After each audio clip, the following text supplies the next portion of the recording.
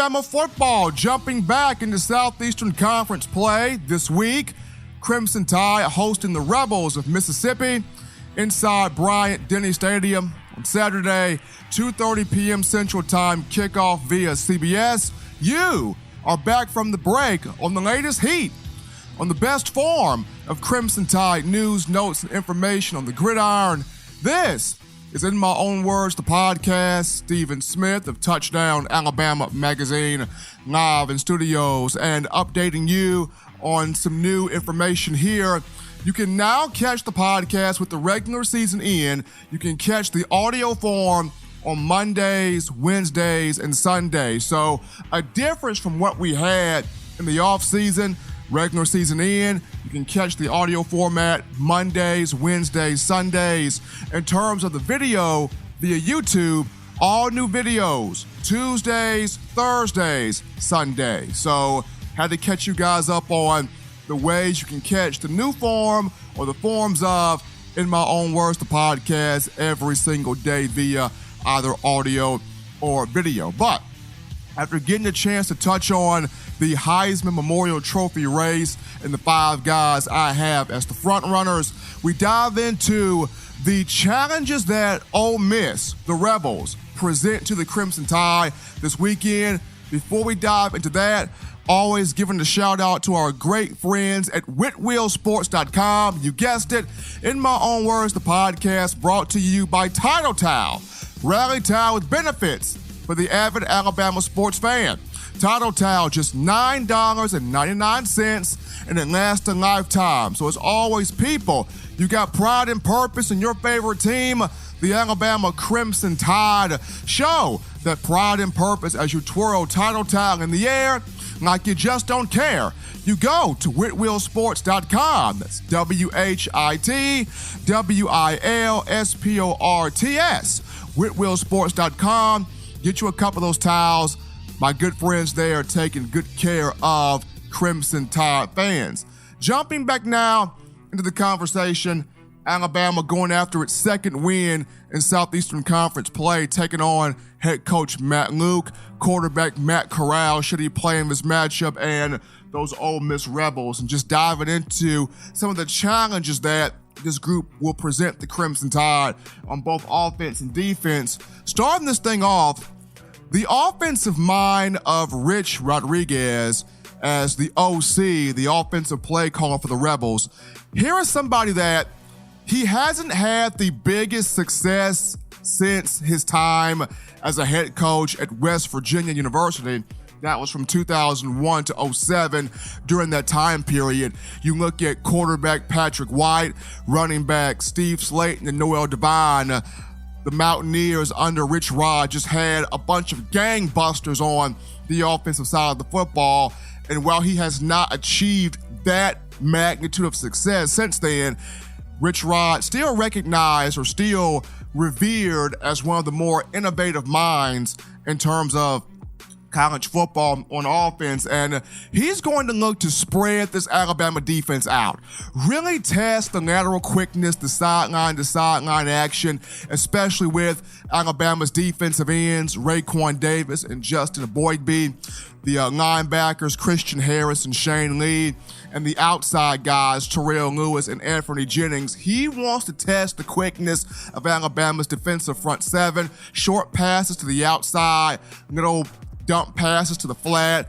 You'll see a little bit of quick game, some pop passes, some jet sweeps. He'll try to go through everything in the arsenal to see what can we get? What can we as the Rebels get on the perimeter to kind of get this game comfortable for the likes of Matt Corral and or the backup John Rice Plumlee. So that's the mindset of Rich Rod. And when you look at Matt Corral, a guy that sustained bruised ribs in last week's matchup against the California Golden Bears, Corral completing 68 of 114 pass attempts for 844 yards, has 4 touchdowns to 1 interception, headlining an offense that, despite the fact it's only averaging 25.3 points per matchup, Ole Miss has the potential of dropping 30 to 40 points at will at any given moment.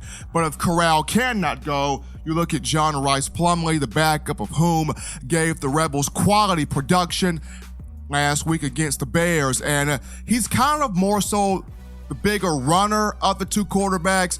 He'll pull the ball down, he'll run up the middle, he'll test the outside, does have a good arm, but he's more so the athlete versus the two when you look at Plumlee and Corral. So the biggest thing for Rich Rod, testing the outside with the quick game. Also, you look at Ole Miss, they've got some wide receivers. Now, it's not like years past when they had the physical big body targets that were 6'3", 6'4", 6'5", when you had Hugh Freeze at head coach at one point in time. Ole Miss having the targets like Cody Core, Evan Ingram, Quincy Attaboy-Joe, Laquan Treadwell, DeMaurier Stringfellow, A.J. Brown, D.K. Metcalf, DeMarcus Lodge, just naming a list of guys there. They had some physical specimens at wide receiver. It's not like that nowadays. Nowadays, the Rebels have Elijah Moore as the leader. Moore at 5'9", 184 pounds, so you can see a big difference here, but Moore leading the team in receiving with 29 catches for 380 yards, 3 touchdowns, averaging 95 yards per game. So now your biggest guy is 6'1", your shortest guy with the most production is 5'9", Elijah Moore. So now Ole Miss taking a little bit more of Alabama tendencies in terms of the bubble screens, the slant patterns, the pop passes, the jet sweeps, just trying to find ways to manufacture yardage, to manufacture points, versus in years past, it was throw the ball up there and let your big physical, big body receiver go up there and make a play. So personnel is different, scheme is different, but Rich Rod still a big-time offensive mind. Last but not least, when you look at the challenges that Ole Miss presents Alabama's defense, it's in the run game. Ole Miss, despite the fact that it wants to stretch the field, it also wants to have balance and pound the rock, and that's when you have a 2 running backs, Scotty Phillips, the senior, and Jerion Ely, the freshman. Scotty Phillips, 85 carries on the year, 362 yards. He's got 4 rushing touchdowns. He averages 90.5 rush yards per game and 21.3 carries per game. So they do like to feature the running backs. And after seeing Rico Dowdle of South Carolina have a huge matchup against the Tide at Williams-Brice Stadium, putting up over 100 yards rushing, Scotty Phillips has to be looking like, if Dowdle can do it, I know I can. So big challenge for DJ Dale, Raekwon Davis, also Justin Boygby. We could see Christian Barmore, Fadarian Mathis quite a bit in this matchup, and then the linebackers and secondary being able to stop this rushing attack of not just Scotty Phillips, but also, I mentioned Ely, the freshman, 21 carries, 129 yards for him, 2 touchdowns. As a receiver out the backfield, the young man very diverse, 7 catches for 71 yards. And on special teams, 9 kick returns for 234 yards, 1 touchdown. So an all-purpose back is Jerion Ely. So defensively, you look at taking on the mindset of Rich Rod and frustrating him early, and then you have the quarterback play of either Matt Corral or John Rice Plumlee, stopping what they do best, the receiving core, taking away Elijah Moore in terms of the Alabama's defensive secondary, and then in the run game, stopping the likes of Scotty Phillips and Jerion Ely from having big-time performances. In terms of Alabama's offense and what it needs to do and the challenge that Ole Miss defensively will present, Alabama's offensive line got to continue building off what it did last week against Southern Miss in the run game. You saw the gaping holes open. Najee Harris having his first 100-yard performance of the season, 14 carries for 110 yards.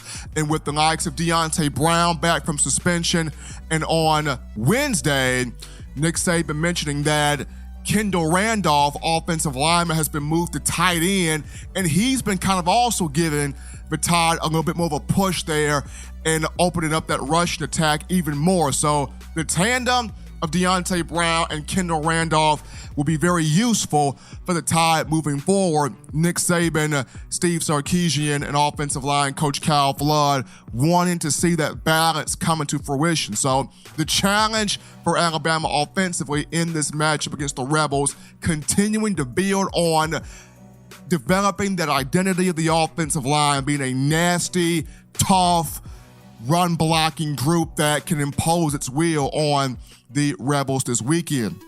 Well, that's going to lead us, folks, into our final break here on this week's edition of shows. As always, you check out the Touchdown Alabama Magazine app. Download that today for your iPhone if you're rocking Team Apple, Google Play Store if you've got the Android phone. You check out the podcast options at the bottom of the screen, keeping yourself in the know on your Crimson Tide. You subscribe to tdalabamamag.com for all the latest, and also subscribe to Touchdown Alabama Magazine on YouTube, the site that has over 1 million video views and over 5,000 subscribers strong, thanks to you, the smart fan. Upon our return from the break, we will recap the matchup between Tide and Rebels. Don't touch that dial, folks. You have been listening. You are listening to In My Own Words.